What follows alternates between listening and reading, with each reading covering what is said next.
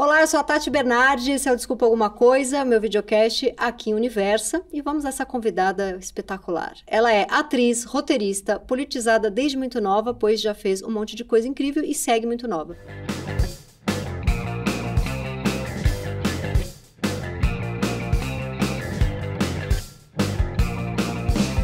Deixou o país inteiro se perguntando quem é o caceta do Bilu. Vamos ver se já ela conta.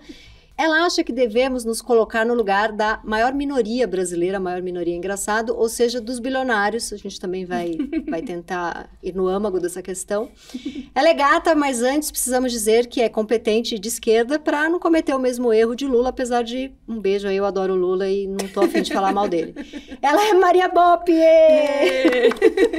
Eu adoro essas introduções. É muito difícil falar mal do Lula, não é? É difícil, é difícil. E eu acho que assim, também, muita gente fala já também, e eu fico pensando... Pra que fomentar isso? É meio isso, assim. As pessoas falam assim, você não vai falar nada desse governo, você não vai fazer vídeo da blogueirinha do fim do mundo sobre esse governo. Eu até poderia fazer, mas eu acho assim, é isso. Que estão tão afim. Exatamente, eu acho que é isso. Você tá com vontade de falar? Faz, cria uma personagem, cria. Ninguém tá te impedindo, eu fico pensando sabe? assim, a gente tinha um presidente que dizia pra uma mulher, você não merece que eu te estupre. Exato. E tem outro que faz uma piada dizendo que ela é bonita, porque tá dando uma resposta ao imbecil que disse que toda petista era feia, né? Então... eu não consigo falar mal de papai. Ele é muito passível de não, críticas, é assim como a esquerda, assim, todos são, né? Ninguém é perfeito, e a gente sabe disso. Só que é isso, eu acho que a esquerda já tá apanhando tanto, a gente tá tomando uma surra em todas as eleições. Exato. Que eu sinto que o fogo amigo, ele é contraproducente, assim. Eu acho que obviamente a gente tem que conversar e lavar a roupa suja, e obviamente a gente tem que criticar. Óbvio, isso não é fato. Mas eu não vou, assim, eu confesso, não esperem de mim vídeos elaborados criticando, porque eu não acho que não existe pra mim simetria, entendeu? Pra mim, Lula não é Bolsonaro, então se eu fazia vídeos do Bolsonaro, eu não vou fazer a mesma coisa pro Lula.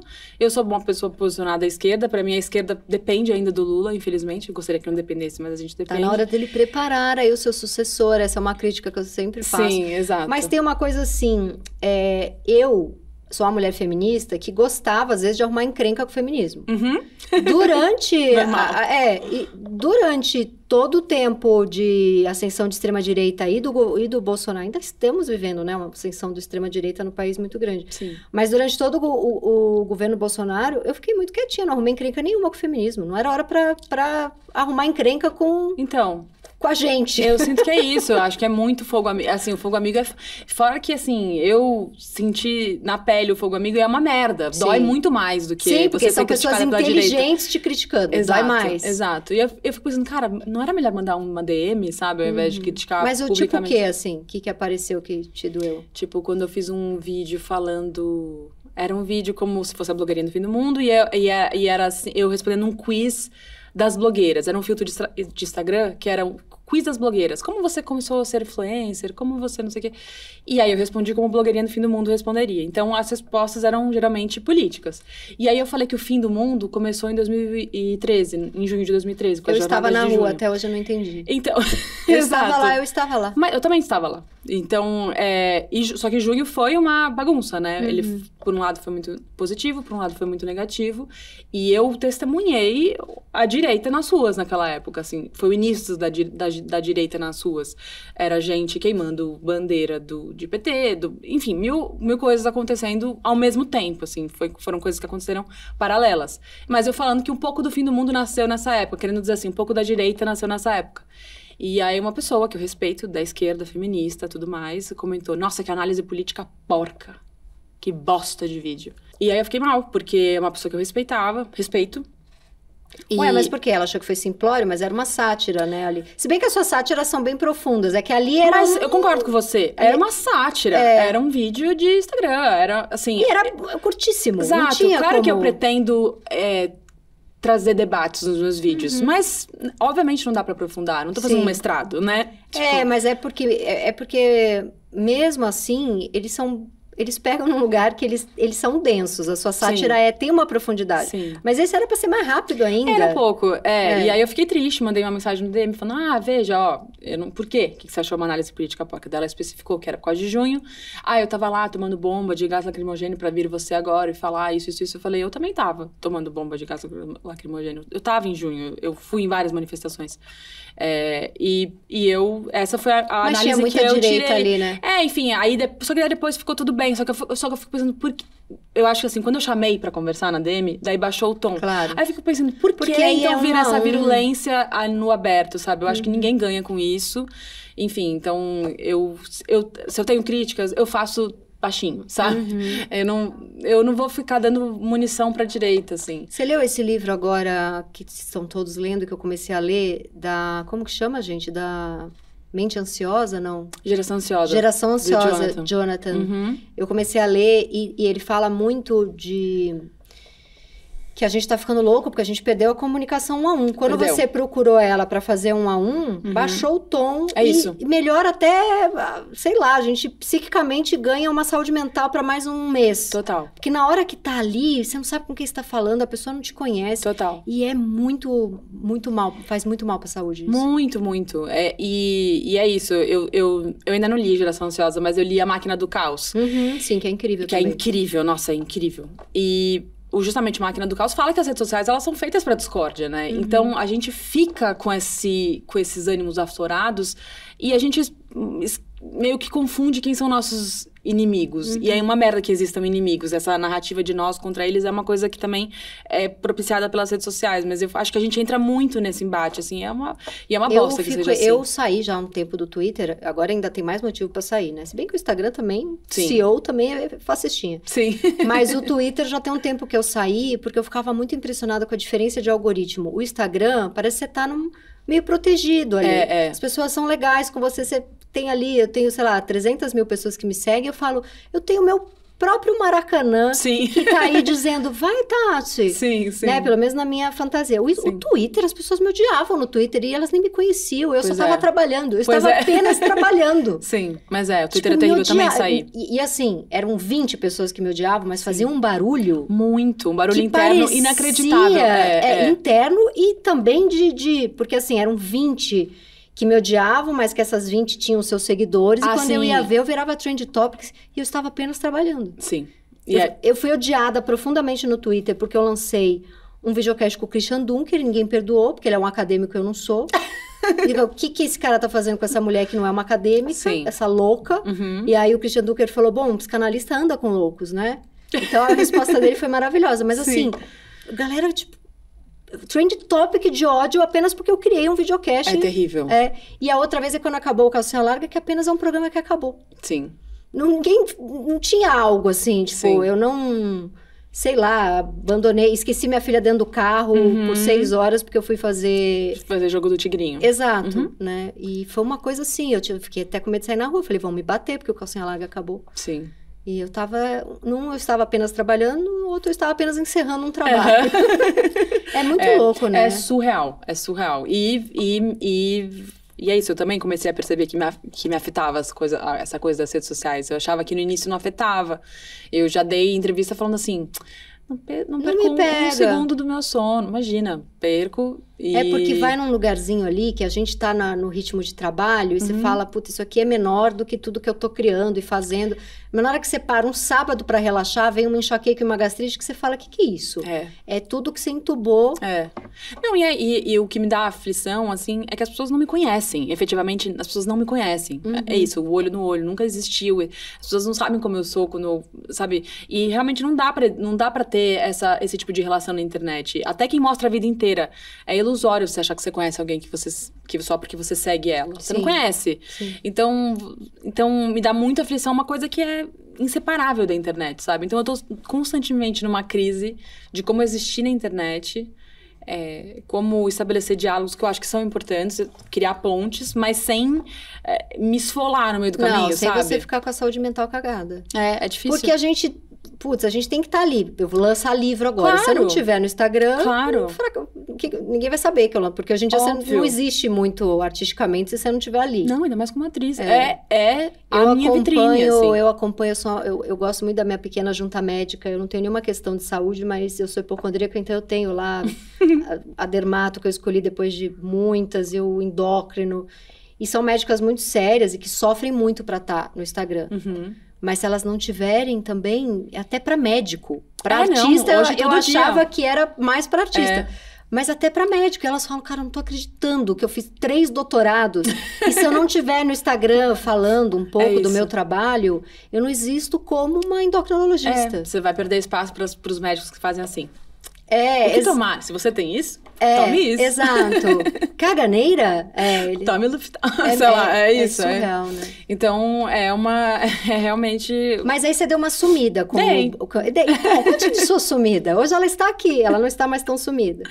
Não, assim, eu fiz a Blogueirinha do Fim do Mundo muito ativamente por 2 anos, assim, de 2020 a 2022. Eu amo como surgiu a Blogueirinha do Fim do Mundo. Você estava... ou num curso, ou num teste. Um curso. Um curso que no final do como curso atriz. A gente ia montar uma peça, como atriz. Eu adoro fazer curso de atuação, assim, e aí, só que esse curso a gente criava coisas também, criava cenas, criava sketches. E aí os diretores / professores do curso, que é o Tomás Rezende e o Thiago Amaral, eles pediram para as atrizes, que era só mulher nesse curso, pediram para as atrizes levarem ideias do que seria... Gente, o Thiago Amaral, desculpa, eu tô cortando muito ela, vou receber xingamentos. Vamos abrir esse parênteses? Não, gente, Thiago Amaral, ele doou um rim, é isso? É isso, ele doou um rim em vida para um amigo que precisava, ele é essa pessoa incrível. Ele é apenas um dos melhores amigos dele, precisava de um rim, ele era compatível. Exato. Não é irmão dele. Não é irmão dele. Não é filho dele. Ambos são filhos únicos, o que foi lindo, e agora eles têm um irmão. Ele apenas foi lá e doou um rim. É inacreditável. É inacreditável. É inacreditável. Eu fiquei vendo. Sigam. Thiago. Ele tá no Instagram como Thiago Amoral. E o Vinícius Calderoni. Que é um autor de teatro. Grande autor também. de teatro. Eu acompanhei, eu chorava vendo os relatos. Essa história foi inacreditável. Eu sou vizinha do Vini e muito próxima do Thiago. E a história foi incrível. Assim, o Thiago. Só abrindo esse parênteses, o Vinícius precisava sabia que precisaria eventualmente de um transplante de rim. E aí ele comentando com amigos, ele comentou isso com vários amigos, comentou comigo e tal. E a gente falou, putz, que droga. Que barra. Você vai passar vai ter aquela que passar, entrar na fila, né? Mas ele talvez ainda tenha que fazer meses de hemodiálise, mas assim, sabe? Só que o Thiago, não é que ele ouviu passivamente, disse que barra, como todo mundo fez. Ele falou, não, eu dou o meu rim. Daí ficou ela, não, calma, Thiago. Não, eu dou meu rim agora. E o Ti fez isso. E eram muito amigos? Cara, eles eram muito amigos, mas assim, eu confesso, por exemplo, o meu namorado é muito mais amigo do Vini, que é da banda do Vini, e do tá 5 com a o rim Seco. dele. E está com ambos os rins, entendeu? Porque eles são da mesma banda, cresceram juntos, estudaram juntos. E só que assim, o Thiago, ele é uma luz, o Thiago é inacreditável, ele é uma das pessoas mais incríveis. O Thiago perdeu um namorado e foi tristíssimo aquilo, né? Eu acho que ele, depois disso... Foi isso. Começou a olhar a vida de outra forma. Foi isso. O Tião, na pandemia, descobriu uma leucemia, 1 ano e meio até ter o transplante de medula, daí a leucemia voltou, teve um transplante experimental que infelizmente deu errado e ele, enfim, faleceu. E eu acho que por causa disso, o Thiago, ele tem um apreço pela vida, mas ele sempre teve, assim, o Thiago é realmente uma pessoa muito iluminada. Fechando parênteses dessa história maravilhosa. Bom, aí você fez a blogueirinha. Fiz esse curso com o Thiago, justamente, ele viu a blogueirinha nascer, porque eles pediram pra gente levar ideias do que seria o fim do mundo. E aí eu levei... Isso foi antes da pandemia? Isso foi antes da pandemia, foi em outubro de 19. E aí eu levei essa ideia de uma blogueira que o mundo tá acabando... E o roteiro que eu fiz pra ali pro curso era como se fosse no futuro, então como seria 2050, e então o mundo tá acabando, o Brasil tá em guerra com a Venezuela por água, uma coisa, era bem distópico, e só que as blogueiras continuavam fazendo tutoriais de maquiagem, tudo mais. O mundo acabando, aquela coisa Titanic, que tá afundando e eles tocando violino pros ricos. Isso, só que o violino era tipo um pincel de blanche, assim. E aí eu levei essa ideia, e a reação das atrizes no curso fez eu ver que era uma ideia legal, boa, assim, e aí eu falei, vou levar pra CEDES. E aí eu fiquei, assim, em dúvida se eu levava ou não, escrevi o texto, daí reescrevi, deixei ele um pouco mais leve, ele era bem pesado, trouxe pro presente e soltei em fevereiro de 2020, 1 mês antes de começar a pandemia. Nossa, foi muito na hora ali. Foi, e ela já chamava Blogueirinha do Fim do Mundo. Fim do Mundo. Isso é muito bom, porque era pandemia junto com um governo de extrema-direita. Esse nome era muito bom. Foi, ela ganhou... E era um momento que a gente tava assim... Cara, ninguém vai criticar que a gente, sei lá, que tá com cara de fim de mundo e essa galera fica falando de lifestyle. Exatamente. E fez muito sentido a personagem na época. Tanto que muita gente acha que eu só fiz na pandemia. Eu segui, assim, eu fiz até 2022. Só que daí depois eu saí do Saia Justa, do GNT. Você tinha um quadro. Eu tinha um quadro semanal lá.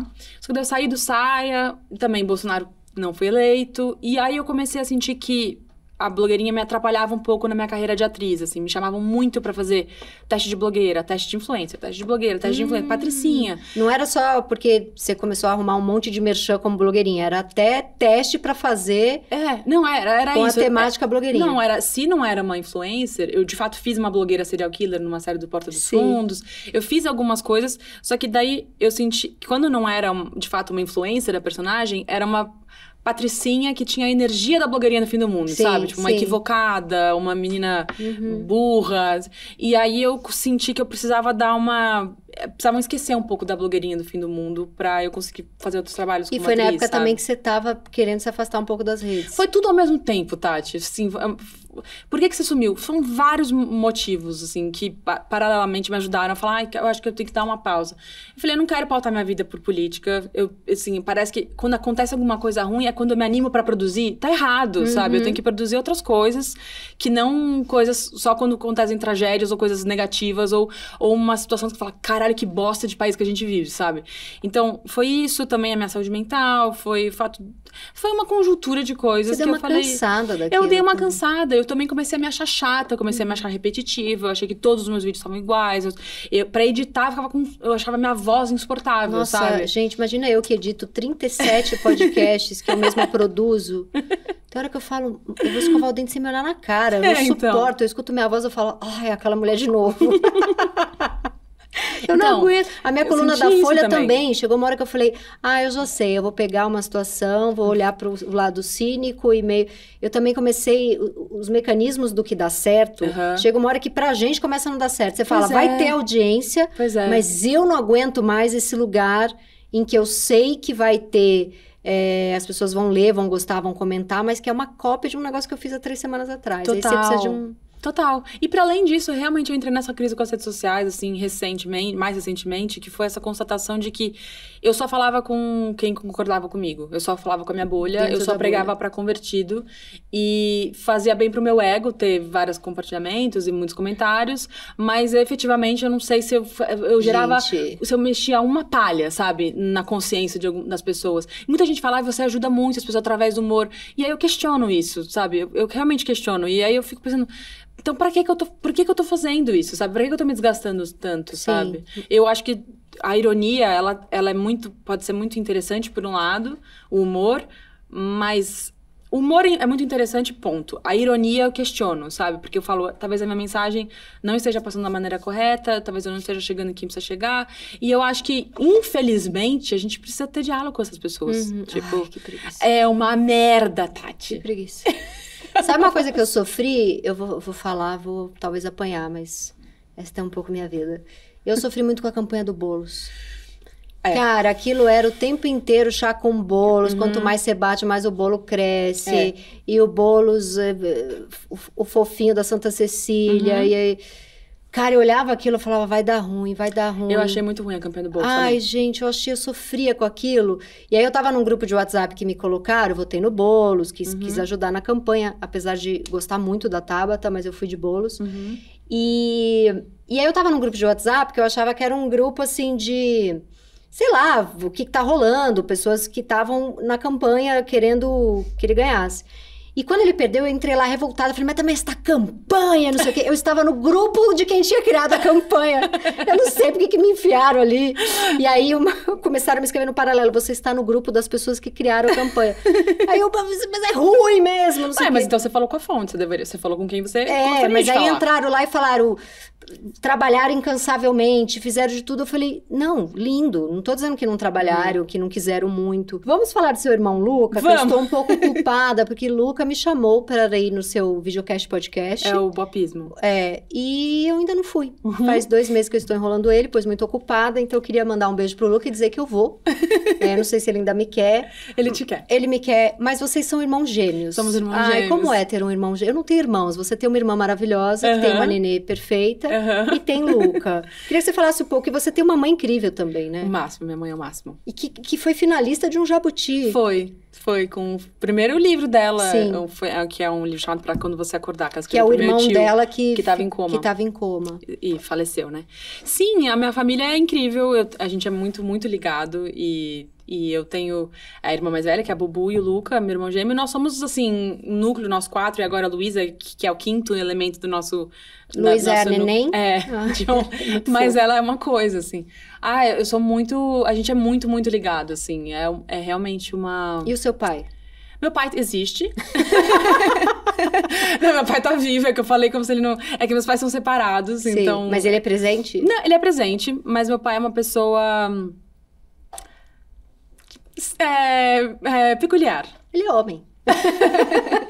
Meu pai, eu já fui mais próxima do meu pai, mas ele é uma pessoa que, enfim, que se tornou uma pessoa de direita, de difícil diálogo. Meu pai, igualzinho. Só que meu pai é esotérico, meu pai é astrólogo, e ele virou de direita, então... Meu pai é pobre e virou de direita, é pior do que ser esotérico de direita. Mas meu pai também não é rico, meu pai também não tem nada, e ele é, enfim... Difícil. É dureza, mas é isso. Engraçado, você no seu texto de introdução, você falou que eu sou politizada desde cedo. Eu acho que foi uma piada por eu ser você é jovem. Nova. Mas eu não fui politizada desde cedo. Não, então eu acho que existia um caminho possível pro meu pai. Entendi. Porque meu pai é jovem, meu pai tem 60 anos. Super jovem? Ele é jovem, entendeu? Sua mãe também é super jovem? Também tem 60 anos. Então, Nossa. E minha mãe é super de esquerda, assim. Pra além de ser de esquerda, é uma pessoa incrível, humana e, sabe... Só que é isso. Então, não éramos de uma família politizada. Eu acho que eu acho como que tem como você buscou? Como começou? Eu confesso, muito começou no Facebook. Que, inclusive, na Máquina do Caos, esse livro, ele fala isso, de uma geração de pessoas que se politizou através do Facebook. Eu virei feminista de tanto ser metralhada em rede social. Eu não sabia direito o que era. Sim. Há 15 anos atrás, eu falava... Eu lembro quando surgiu aquele meu primeiro assédio, eu falei, o que aconteceu agora? Toda mulher foi assediada nessa porra? Aí eu pensei, sim, foi, ops, né? Mas a primeira reação que eu tive era, que merda é essa? A gente tava compartilhando música, feliz. Agora, toda mulher teve um assédio sexual grave na infância. Sim. E eu lembrei de 2 meus. É isso. E foi essa. Eu também acho que me politizei ali, Facebook. Foi, cara, muito. Eu conheci muitas feministas através do Facebook. Entrei em contato com muitas mulheres incríveis através do Facebook. Foi ali que eu conheci a Djamila Ribeiro, sabe assim? Sim. E lendo textos dela, que eu achava... Eu sou uma saudosista dessa época do Facebook, porque eu achava que era uma rede social... né? Era textão, dava pra ser profundo, era uma rede social, mas dava pra ser profundo. Eram pessoas falando com pessoas. Eu lembro que tinham grupos feministas incríveis, eu conheci mulheres incríveis, que eu tenho um contato com várias até hoje. Pessoas de todo o Brasil. Eu tenho umas saudades desse Facebook, será que assim. Virou um lugar de tia reaça, né? Eu acho que quando mudou essa coisa do algoritmo, quando o algoritmo, o importante virou manter as pessoas ali, aquele scroll sem fim, ali tudo mudou. Acho que daí começou o que era mais chocante, o que atraía mais a atenção das pessoas, o que era mais sensacionalista. Ninguém mais usa Não, Facebook. ninguém mais, eu também não. Mas foi isso, eu me politizei nessa época. E eu acho que tem uma... É engraçado, porque eu tive uma crise de identidade lendo esse livro, porque eu falava assim... Eu sempre costumava falar, eu sou uma pessoa indignada, eu sou uma mulher brava. Qual livro? A Máquina do Caos. Porque eu falava, eu sou uma mulher brava, eu sou uma pessoa indignada. Não, eu gosto de me expressar porque eu vejo uma coisa que me indigna, eu gosto de me posicionar, não sei o quê. Aí, eu lendo o livro, era assim, as pessoas que se politizaram no Facebook se tornaram pessoas indignadas, bravas, que se expressam de maneira brava. Eu falei, gente, era um gabarito de quem eu sou. E é um pouco a lacração, total, né? E aí eu falei, caraca, coisas que eu atribuía à minha personalidade, na verdade, são mecanismos criados pelo Zuckerberg. Eu sou uma marionete desse sistema. Mas todos. Gente, a gente tá aqui falando de fascismo e falando, o Instagram é isso. É bizarro. É muito bizarro. É bizarro. Mas eu acho que... Com a desculpa de que a gente pode falar mal dele no Instagram, só que... Cara, a gente só estão dando uma cenourinha pra gente. Eu acho um pouco, né? Por isso também acho que você cansa, a gente cansa. Cansa, me sinto um pouco... É uma coisa inócua, assim, eu falo. Bom, mas é isso. Mas Luke, irmão gêmeo, como é ter um irmão gêmeo? Eu amo, a gente tá... É muito intensa nosso encontro. Mas como era ter um irmão gêmeo? Cara, é o máximo, porque meu irmão... A coisa do gêmeo é muito incrível, que a gente se faz muita companhia o tempo inteiro. Como era, é ótimo, que eu já decidi que eles não são mais gêmeos. Como é ter um irmão gêmeo? É que a gente sempre se faz companhia, a gente sempre teve uma companhia, a vida inteira tem uma companhia, isso é o máximo. Tem aquela coisa assim. de te dói o estômago, você liga e fala que você comeu alguma coisa que não te fez bem. Tem todas essas teorias sobre gêmeos. Que dizem mais de gêmeos univitelinos, isso, né? No nosso caso, não, mas a gente tem uma ligação diferente, assim. Eu tenho muito assim, a gente sai... A gente tá com a mesma roupa, sabe? A gente vai se encontrar, a gente tá exatamente... A gente escolheu a mesma cor, a mesma... Isso acontece de vez em quando. E eu acho que a gente, às vezes, se comunica com um olhar, assim. A gente se conhece muito, muito bem. Conheço meu irmão de trás pra frente e o mesmo comigo. E vocês, pequenininhos, eram iguais. Iguais. Eu entrei no teu Instagram pra ver. Sim, ele muito loiro só. E eu ele bem mais loiro. Mais um olhão. E a sua irmã ficava meio assim... eles são gêmeos. Cara, sabe que não? A minha irmã, a minha irmã é a pessoa mais coruja que existe. Irmã coruja, assim. Ela é o quê? Uns 5 anos mais velha? Não, 2 anos e 9 meses só. Um então é pouca diferença. A gente sempre foi muito próximos dos 3. E a minha irmã é a nossa maior defensora, assim. Tipo, a gente tem uma ligação bizarra nós 3. Assim. E a sua mãe era muito conectada a esse seu tio que ficou em coma, né? Eles tinham um amor, assim. Muito. Porque eu entro, né? Eu fico vasculhando quando eu vou entrevistar alguém, eu vasculho mesmo. Eu pensei isso. Quando você me convidou pra vir pra cá, eu falei, a Tati deve desse momento tá fuçando no meu Instagram. Não, eu fucei muito. Aí eu entrei no Instagram dos seus irmãos, e aí entrei no da tua mãe. E assim, ela realmente ama, né, esse irmão. Tem foto dele o tempo inteiro, homenagem pra ele. E essa conexão deles era muito forte, né? Muito. É porque a gente tem uma família muito pequena. A família Bop é muito pequena e muito, muito unida, assim. Sempre foi. A gente sempre foi muito, muito unido. Quando minha avó, principalmente, estava viva, a gente almoçava juntos todo final de semana, sábado e domingo. E era bom. Uma delícia, assim. Então, a gente sempre foi uma família muito unida. Minha irmã e minha mãe tinham essa ligação muito forte com o irmão dela, que era o Itamar. E quando ele entrou em coma, foi um baque. Com 41 anos, né? Muito jovem. Foram anos muito difíceis. E um jeito que minha mãe elaborou esse coma foi fazer esse livro. Que é pra quando você voltar. Pra quando você acordar. Que foi um jeito dela elaborar esse coma, que foi uma coisa muito importante pra ela e muito importante pra família como um todo, assim. O livro. Foi muito importante. E ela sofreu muito nesse período. Nos primeiros 7 anos, a minha mãe começou... Eu fico falando minha irmã, né? É muito alto falho. A minha mãe começou a escrever o livro 7 anos depois do coma. Então, nesses 7 primeiros anos, foi muito difícil pra minha mãe. Eu vi minha mãe realmente num luto muito pesado. Ela parou de namorar, ela se abandonou um tanto, assim. Ela diz isso amor por esse irmão. E ela diz isso no livro. Ela falou... A infância, eles eram grudados? Muito, muito grudados. Muito. Com outro irmão também, assim, eles 3 também, assim. Repetiu vocês, Repetiu, né? Um pouco. Bonito. Então ela... Mas aí quando ela começou a escrever depois de 7 anos, minha mãe voltou. Se curou, assim, foi uma Era loucura. pra quando ela acordasse. Total. Que bonito. Muito bonito. Mas aí a sua avó morreu um dia depois. Foi. Sem saber. Nos últimos meses eles não estavam muito bem, meu tio tava com alguns problemas de saúde que ele não tava conseguindo se recuperar, já tinham falado, talvez seja o corpo dele não respondendo mais, isso é normal, acontece e tudo mais. E minha avó também tinha Parkinson e ela começou a ter problema de deglutição, porque depois do Parkinson você começa a ter dificuldade pra engolir, né? E aí, a minha avó teve que colocar uma sonda. Então, ela colocou a sonda no hospital. E aí, ela ia voltar pra casa. E ela também ia ter uma estrutura de home care pra ela. Nossa, então, ia ficar num quarto... cuidar dos dois? Exatamente. Então, a gente tava nessa sensação. Tipo, meu Deus do céu, como é que vai ser contar pra ela quando ela chegar em casa que ele morreu? Ele morreu na segunda noite. E na terça-feira foi o enterro dele. E na quarta-feira ela tava com a alta assinada. E a gente tava pensando como é que ia ser esse movimento de levar lá pra casa. Ele não tá mais lá, como é que a gente vai falar? O que a gente vai falar? Será que a gente mente um pouco? Será que ele fala que ele foi pro hospital? Não sei o quê. E ela com a alta assinada passou mal e... Morreu. Foi junto com ele. Foi. Depois falam que não tem mais nada. Você acredita em alguma gente, coisa? Eu sou super cética. Mas depois dessa... dia, eu fiquei completamente em choque. Cara, minha avó, ela foi... Não sabiam se ela tinha uma cirrose hepática, se era câncer, ela foi fazer uma biópsia.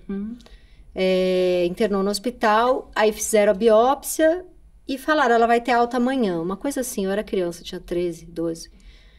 E minha mãe voltou, sua avó vai ter alta amanhã. E a gente foi dormir. Aí quando foi 6 da manhã, eu ia pra escola, eu acordei para ir pra escola, minha mãe tava chorando, fazendo café da manhã chorando. Ela olhou pra mim e falou, sua avó vai morrer. Eu falei, como assim? Ela falou, agora, o último sonho que eu tive antes de acordar, tipo, há 15 minutos ela tinha tido o sonho, a sua avó me levou para um lugar cheio de flores, bonito, e falou, filha, não fica triste, é aqui que eu vou morar, eu tô bem, mas eu tô morrendo. E ela olhou pra mim e falou, ela tá morrendo, ela vai morrer. E eu falei, ela vai ter alta hoje, mãe, foi só um sonho, tocou o telefone, era do hospital. E ela, tipo, 15 minutos antes, minha avó veio se despedir. Eu falei, como não acreditar em alguma coisa? Pois é, foi uma loucura. Ou é uma conexão, ou Deus é a gente, né? E aí a gente tem... Agora eu vou ficar toda esotérica. E a gente tem essa conexão com o outro que a gente ama, e aí tem isso, né? Porque essa espiritualidade é humano para humano. Ou de fato... Ou seja, se é de humano para humano, tem a espiritualidade, tem algo. Total. Eu acredito. Não, eu acredito também. Eu não sei no que eu acredito exatamente, mas eu acredito também. E esse dia foi foi uma prova muito bizarra, assim. É o tipo de história que se eu tivesse ouvindo o seu podcast agora, eu ia falar, não foi assim. Foi exatamente assim. Eu juro por tudo que é mais sagrado e divino. Foi exatamente assim que aconteceu. Foi uma loucura. Eu lembro que quando eu recebi a ligação da minha avó, minha mãe me ligou e falou, a vovó morreu. Eu falei, o quê? O quê?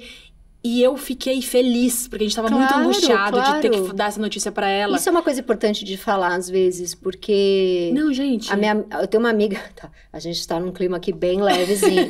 Mas eu tenho uma amiga que o pai ficou em coma. No dia que morreu, ela chorava aquela dor e falava que alívio. Chorava e que alívio. Claro, óbvio. E, tipo, a minha avó não precisava perder ele mais uma vez na vida, sabe? Sim, era a sim. sensação. Eu lembro que eu fui tomar banho e eu chorava e agradecia, sabe? Eu não sei a quem eu tava agradecendo, mas alguém eu tava. Vamos subir o clima agora e vamos falar de assédio nas redes. Pra gente trazer aqui uma coisa um pouco mais... Ai, que horror, gente, tá?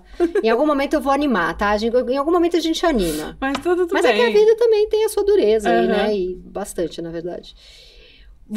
Eu lembro quando você fez o Me Chama de Bruna, que tinham cenas calientes, você belíssima, como sempre. Isso já foi usado contra você, pela extrema-direita? Já foi usado contra mim. Tipo, cenas ali, pegaram cenas. Essa aqui é que faz crítica ao governo. Tipo, atriz... No Twitter, justamente, essa plataforma que a gente ama tanto. É. Eu postando qualquer coisa, nem lembro exatamente o quê. E as pessoas tiraram prints das cenas da Bruna. São cenas de sexo, óbvio, tem muitas cenas de sexo na série. Vários prints de várias temporadas. E postavam, assim, nos comentários. Vários, um seguido do outro, assim. Tipo, uns 3 perfis fakes fazendo isso. Chamando de puta. Era só foto. Era uma coisa passiva-agressiva, assim. Nossa. Era só foto, eu pelada, sabe? E teve alguma vez que você fez BO? Teve alguma coisa que alguma vez você ficou com medo real, assim, de ameaça? Porque esse aí estão te coagindo de um jeito escroto que mexe muito com a cabeça, mas não é exatamente eu sei onde você mora, né? Não, eu nunca sofri ameaça, assim, eu sei onde você mora. Teve uma vez que eu sofri uma ameaça física, foi quando eu tava num hotel no Rio de Janeiro, gravando, e aí um cara no café da manhã do hotel falou, que saco ter que tomar café da manhã com essa gente, e olhou pra mim. E você tava sozinha? Tava sozinha. E aí eu fiquei alguns dias com medo de andar nesse hotel, assim, medo de encontrar ele no café da manhã, medo de encontrar ele no lobby, no elevador, sabe, assim, fiquei um pouco assustada. Foi a única vez que foi presencial. E eu... Durante muito tempo, como eu nunca sofri nenhuma ameaça real, eu não sentia muito medo, mas eu comecei a me sentir persecutória. Eu comecei a achar que as pessoas estavam me seguindo na rua, eu comecei a achar... Isso no meio da pandemia. Da pandemia. Eu comecei a achar que o entregador de pizza, na verdade, era uma pessoa que ia vir me matar. Eu comecei a ter uns pensamentos esquisitos, assim, que eu nunca tinha tido antes. Que, na verdade, é bem compreensível, né? Porque você tava batendo ali, você tava na linha de frente de bater em fascismo. Então, inconscientemente, tava me afetando, sabe? Então, mas foi isso, assim, nunca teve algo materialmente que me fez fazer um BO, por exemplo. Eu nunca fiz nenhum BO contra ninguém, assim. Fê, vamos tentar uma coisa leve aqui. Tô procurando, ó. Tô procurando. Quem é Bilu? Você não pode falar, né? Eu não posso falar. Sabe por quê? Porque... Deixa eu só explicar. Ela foi no Que História é Essa Porchat, que eu assisto sempre, que eu amo. E contou quando ela era menor de idade, muito novinha, tinha 17. Tava com amigas. 15. Tinha 15. 16. Tá. E tava com amigas e tal, uma mulher veio pegar uma cadeira. Isso. E você falou, desculpa, não... Não, ela falou, vocês estão usando essa cadeira? Eu falei, não mais. Não mais. E ela entendeu... O que eu quis dizer é, a gente tava usando, mas não mais. Não mais. Só que eu só falei um não mais, e aí ela não sei o que ela entendeu, que ela foi falar pro Bilu. Eu fiquei pensando isso. O que essa mulher entendeu? Essa é a minha dúvida. O que ela entendeu? O que ela entendeu? Não mais, não mais. Não mais, não sei. Não sei. Mas aí ela falou pro Bilu e aí ele me esculachou na frente de várias pessoas e me humilhou e falou, aposto que você gosta de dar seu cozinho, né? Vai dar seu cozinho, vai. Você gosta de dar seu cozinho, né? 15 anos. E aí você terrível. tem um tio... E eu tenho um tio que é policial. Que é um policial de esquerda? Não. Não, mas é um tio bacana. Ele é um tio... É engraçado, meu tio, ele é engraçado. Ele não é bolsonarista, isso que eu já acho um... Já, nossa. Mas ele definitivamente não é de esquerda. Tá. É. Mas é A gente tem um acordo que a gente não fala de política e a gente consegue É o conviver irmão bem. da sua mãe? É o outro irmão da minha mãe. Tá. Tá. Sim. E aí eu liguei pra meu tio e ele foi e deu um soco na cara do Bilu. E me vingou naquela noite. Tá bom. Você pode apenas falar de que área profissional é Bilu? Ele é do mundo dos esportes. Do mundo dos esportes. Isso eu já revelei no programa do Porchat. Sabe por que só que as pessoas... Não, pra que falar o nome? As pessoas já estão conjecturando quem é e muita gente já acertou quem é nos comentários. Que eu já vi, já me marcaram na página da pessoa e Esse já marcaram... cara hoje em dia é mais legal? Vamos pros comerciais. Não, porque se é quem eu tô pensando, hoje em dia esse cara é um cara um pouquinho... Não sei se as pessoas melhoram depois de fazer isso. Ele é mais legal. Eu acho ele legal, eu acho ele importante. E eu não queria revelar o nome muito por causa disso também. Porque eu não tava indo no Fantástico fazer uma denúncia, eu tava indo no Porchat dar risada dessa história. Foi uma história terrível? Foi. Na época foi um saco? Foi. Mas eu fui vingada ali na hora. Assim, eu tô bem, tá tudo bem, tá tudo certo. Já se passaram muitos e muitos anos. Então, eu queria dar risada. Mas bombou, gente. Bombou, viralizou. São todas as páginas de fofoca. E eu fui ingênua, Tati. Eu achei que não ia gerar isso. Não, é porque assim, você tem tanto trabalho legal, a gente coloca teu nome no Google, é tipo, quem é Bilu? Eu sei.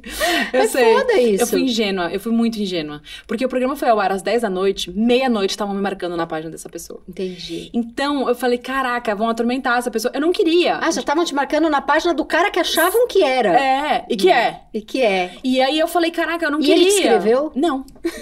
Acho que ele falou, deixa quieto. Mas, Tati, vou te contar, a mulher me escreveu. Jura? A mulher do Não Mais me escreveu. E era a mesma mulher da cadeira? Não, é engraçado, ela tem uma outra versão da história. Era a mesma mulher? Era a mesma mulher, mas ela tem uma outra versão do que aconteceu naquela noite. Quando ela me escreveu, eu falei, olha, ela vai pedir desculpa. Ela falou... Maria, eu te sigo há muito tempo e eu nunca te reconheci como a garota daquela noite. Que loucura, não reconheci seu rosto até hoje. Mas te vi no Porchat e engraçado você contar essa história porque não foi isso que aconteceu. O que aconteceu, na verdade, foi isso. E ela contou uma versão bizarra, que eu não quis dar uma cadeira pra uma mulher grávida de 9 meses. Ela inventou uma história. Nem tava grávida. Não, imagina, que inventou uma história.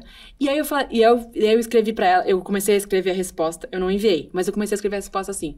Engraçado, você não lembrava nem do meu rosto, mas você acha que você lembra do que aconteceu naquela noite. Tipo, como assim? Você não lembra nem do rosto da pessoa que o seu marido esculachou, só que você acha que você tem a versão verdadeira dos fatos. Que loucura. Sim. Sendo que eu reconheceria ela a quilômetros de distância. Eu nunca esqueci o rosto dela. Sim. Enfim, só que eu escrevi essa mensagem, aí eu apaguei e falei, não vale a pena. Eu não preciso reavivar. Essa nem é um grande trauma na tua vida. Não era só uma história. Era pra dar risada num programa que é pra contar histórias boas. Essa é uma história ótima, é uma história envolvente, que tem...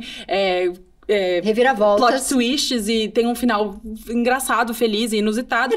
Era tudo um motivo pra falar de sexo anal, que era o que você queria trazer. Exatamente, eu queria falar como é bom o sexo anal, imagina. Não, mas é isso, sabe? Eu falei, que loucura. Mas um cara falar de dar cozinho pra uma criança de 15 anos é bem pesado, na real. Não, foi violento, claro que foi. Violento, é óbvio que foi. Mas eu acho que precisa dar o devido peso pra história hoje. Sim, sabe? hoje em dia tá você nem tudo lembra. Bem, você só lembra que isso existe porque se você se googlar, tá ali. Exatamente.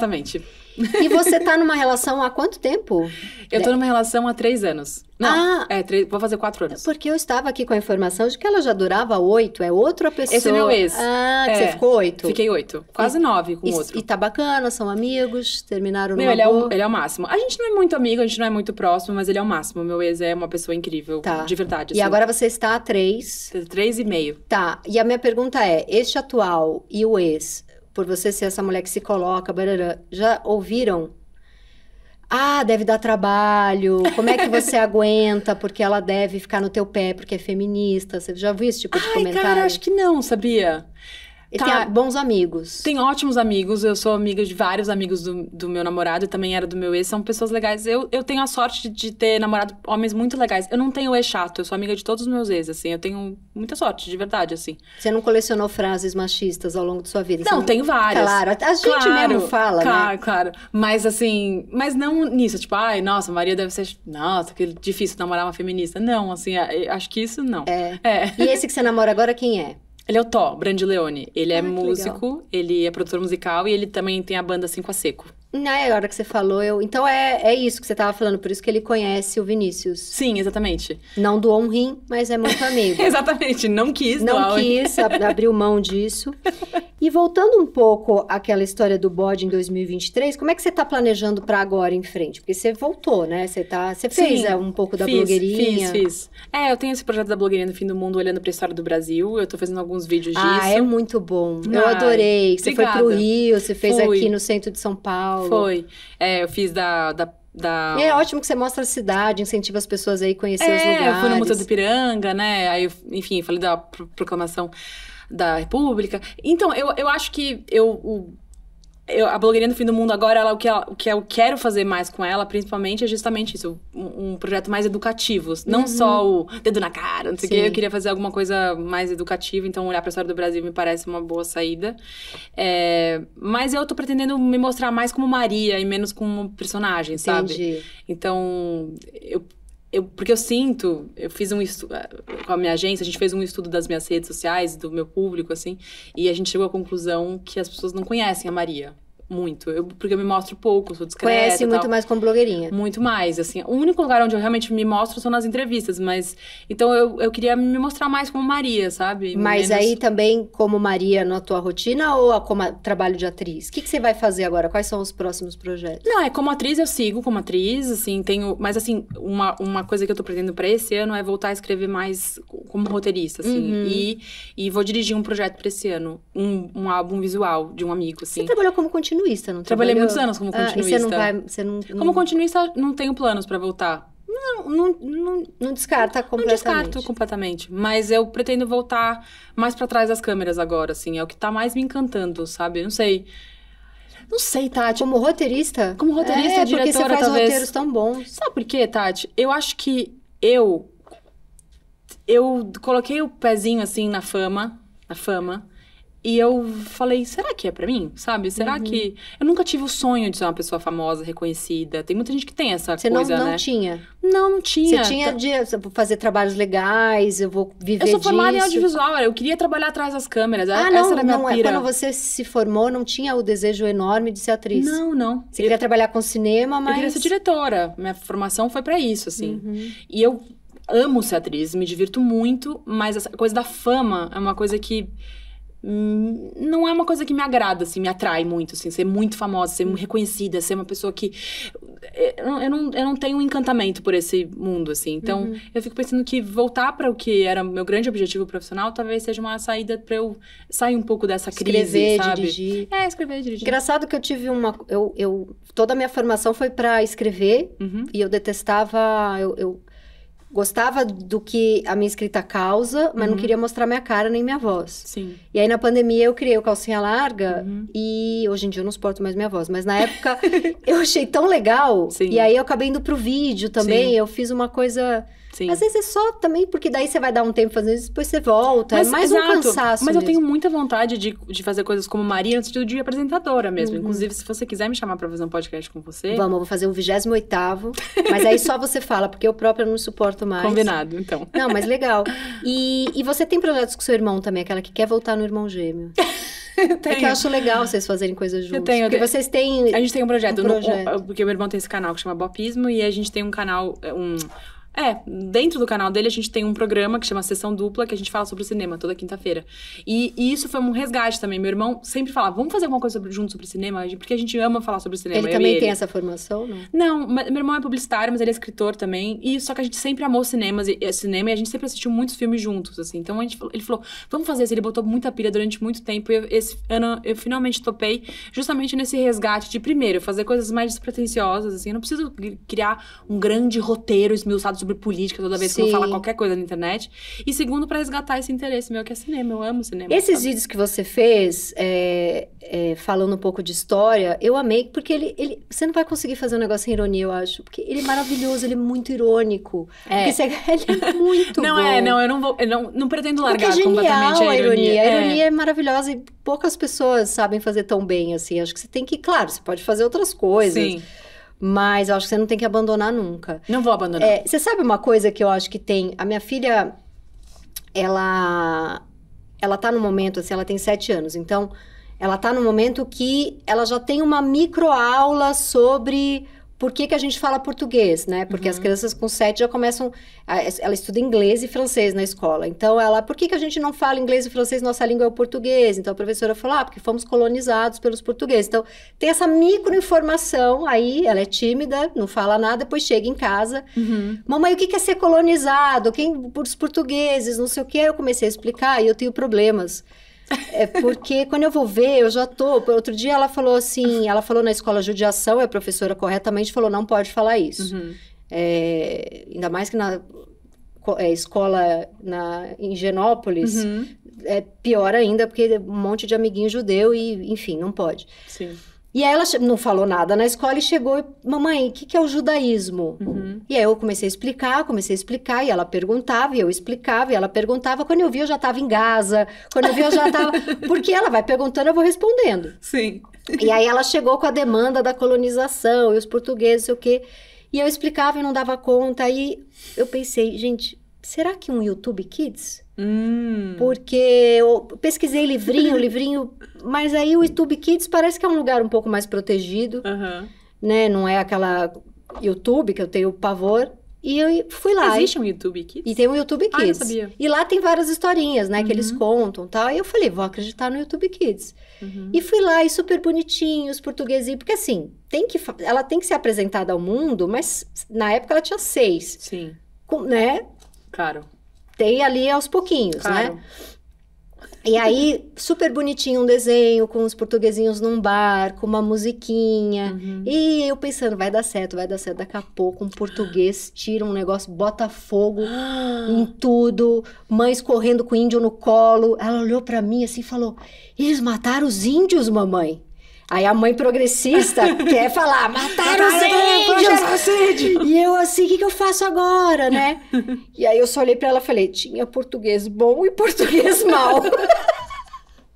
Então, isso tudo pra dizer, façam bons vídeos pra contar a história. Você tá fazendo excelentes vídeos pra contar a história pra adulto. Mas faça bons vídeos pra contar a história pra criança. Pois é, cara, nunca tinha pensado nisso. Eu falei, ô, YouTube Kids, como é que vocês me tacam fogo nos índios aí na frente da criança? O YouTube Kids, entendeu? Ela regalou o olho desse tamanho. Então, os portugueses são maus. E minha família é metade portuguesa. Sim. Veja bem, o homem branco, eu não sabia pra onde ir, sabe? Sim. É meio desesperador. Eu não tenho... imagino. Às vezes a gente, sei lá, dá vontade de... Mas ela não tem cognição pra ouvir como funciona o mundo. Realmente é difícil, porque possível. O ensino neutro também não existe, né? Não tem existe. Um ensino até porque ela vem a paixão do negócio, de querer falar. Exato. Que difícil, Difícil, Tati. Difícil. Olha só. É um vácuo que existe, então, criação pra história do Brasil pra criança. Porque assim, eu, por exemplo, eu nunca estudei direito o nazismo no colégio. Sim. Na faculdade que Sim. a gente tinha ali um mínimo. Porque Total. acho que eles pensavam, são crianças de 14, 15 anos. Total. A estrutura que eu tenho hoje para ler sobre nazismo não era a mesma com 13. Total. Só que com 17 eu já estava na faculdade, né? Tem isso. E assim... Se dá esse... Se bem que 15 anos aguenta saber a verdade, mas 7, o que você vai fazer? Mas realmente. Ela é muito curiosa. Sim. Ela é muito... Isso é o máximo, ela é o máximo, curiosa, assim, mas eu tenho que ficar dosando, né? Sim. Eu acho que devia ter um conteúdo, fica aí a dica, me chamem. Chamem a gente. Acho que tinha que ter uma coisa com um psicólogo junto, com um historiador junto, sabe? Como explicar que a criança entenda, mas que ainda não seja um trauma. Total. Né? Porque não tem esses... Às vezes livro tem, mas a maioria dos livros infantis, a real, é que é chato. É tudo rimando. Por que livro infantil tudo tem que rimar? Eu não tenho ainda conhecimento dessa área de infantil. Tudo rima.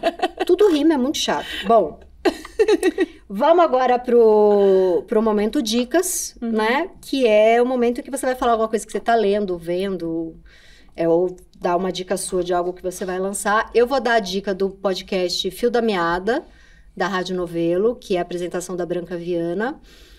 E tem um episódio, no episódio número 22, que é com a Ana Clara Costa, que eu amo, que é apresentadora também do Foro de Teresina, que ela fala sobre a anatomia do caso Silvia Almeida, tá? Assim, a pesquisa dela é brilhante. Uau! Ela é incrível. E esse podcast é muito bom. Tem eu um outro também, nada. Acho que é um anterior a esse, é o 21, que ela entrevista uma mulher falando do perigo das redes para adolescentes, assim. É muito legal esse podcast.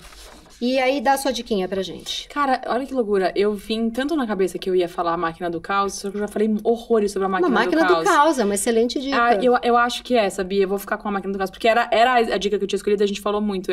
Eu acho que esse livro é maravilhoso. Ele foi iluminador pra muitas questões. Sim. Eu acho que a gente precisa ter mais consciência das redes sociais, já que a gente tá muito nelas, de como elas funcionam, pra gente não se perder tanto. Então, pra não ser tão Zuckerbergzinhos. Sabe clarear? Não tô falando pra ninguém sair das redes, porque, enfim.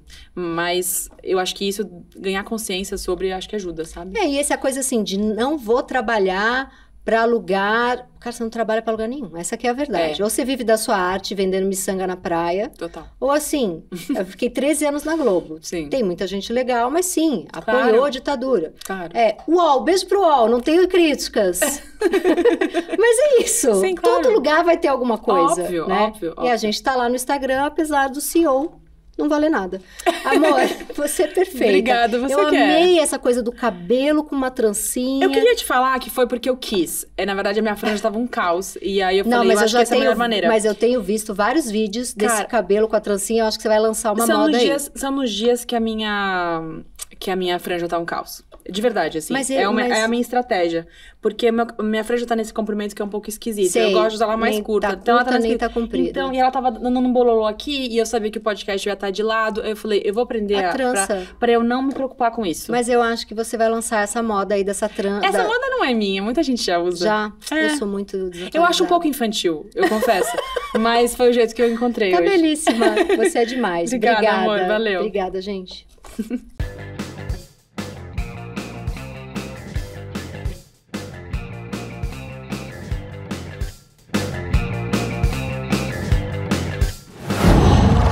Qual?